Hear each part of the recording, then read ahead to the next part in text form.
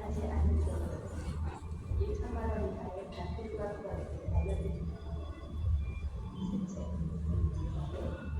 고양이를 동물과 동행하시는 분들은 한국으로 입국하시는 분들, 출국하는 날 또는 한국에서 발급하는 검역 증명서에 공인주사 검역 문제를 제출하고 검역을 받으실 수 있습니다.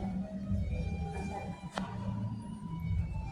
May I have your attention, please? This is the announcement for passengers departing overseas travel. In order to prevent foreign harmful insects and infectious animal diseases such as foot and mouth disease, avian influenza, and African swine fever coming into Korea, we need your cooperation for the following.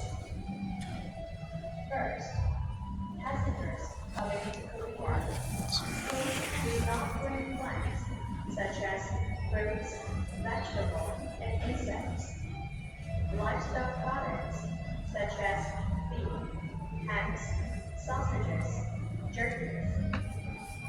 Second, please refrain from visiting livestock farms where outbreaks of infectious animal diseases have occurred.